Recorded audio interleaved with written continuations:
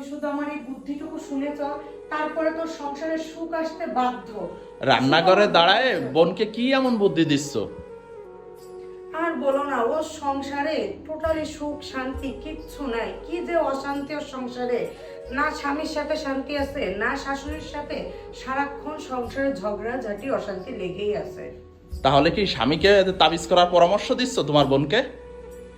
আচ্ছা, তুমি যে এই যে তাবিজের কথাটা বললা, কেন তোমার নিজের গলায় কয়টা তাবিজ আছে বলো তো? আমার গলায় তাবিজ থাকবে কেন? আমি কি বইয়ের গোলাম নাকি? ভাবলা যে আমি আমার বোনকে তার স্বামীর জন্য তাবিজ করার বুদ্ধি দিব?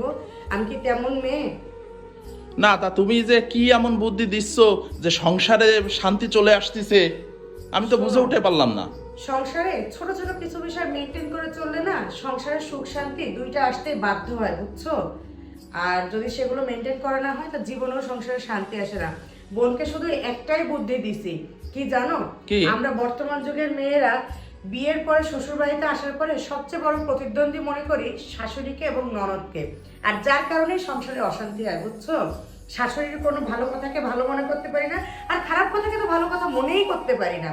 কিন্তু শাশুড়ি যদি আমাকে 3 দিন খারাপ কথা বলে, বুঝছো, আচ্ছা। আমি প্রথম দিন সহ্য করব, ভালো কথা। দ্বিতীয় দিন সহ্য করব, ভালো কথা। তৃতীয় দিন সহ্য করব, সেটা ভালো কথা। চতুর্থ দিনের দিন আমার শাশুড়ি কি ভাববে জানো?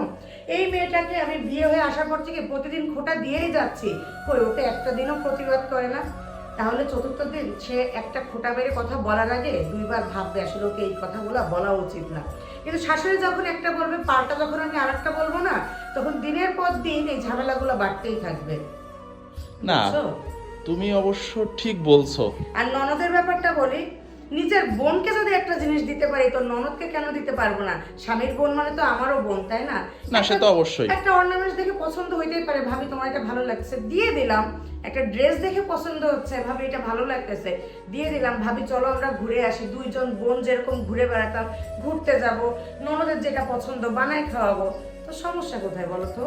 না, শুধু কি তোমার বোনকেই এই পরামর্শটা দিচ্ছ নাকি, না আর কাউকে দিবা? শোনো, আজকে আমার বোনের সংসারে ঝামেলা হচ্ছে, আমার বোনকে আজকে পরামর্শ দিছি। আর আগামীতে যদি তোমার বোনের যখন বিয়ে হবে, তোমার বোনের সংসারে যদি এরকম সমস্যা হয়, প্রয়োজনে তোমার বোনকেও আমি এরকম বুদ্ধি দিব, বুঝছো? কারণ এই ছোট ছোট বুদ্ধি অ্যাপ্লাই করলে না, সংসারে শান্তি বজায় থাকে। আর সংসারে শান্তি বজায় রাখার জন্য দুটো জিনিস খুব দরকার, কি জানো? কি? এক হচ্ছে স্যাক্রিফাইস, আর একটা হচ্ছে অ্যাডজাস্টমেন্ট। এই দুইটা জিনিস বজায় রাখলে সংসারে সবসময় সুখময় হবে, বুঝছো? তুমি কি এইভাবে আমাদের সংসারে সুখ শান্তি হ্যাঁ, ফিরে আনছো? অবশ্যই। আজ 11 বছর বিয়ে হয়েছে, বলতে পারবা শাশুড়ির সাথে কখনো কথা কাটাকাটি হয়েছে? হ্যাঁ, যতটুকু ঝগড়া হয় তোমার সাথে হয়। আর স্বামী স্ত্রীর সম্পর্কে ঝগড়া না হইলে সম্পর্ক মধুর হয় না, বুঝছো? তবে একটা কথা আমি ভালোভাবে বুঝলাম, কি জানো? কি? এমন বউ হইলে সংসারে সুখ তো আসবেই।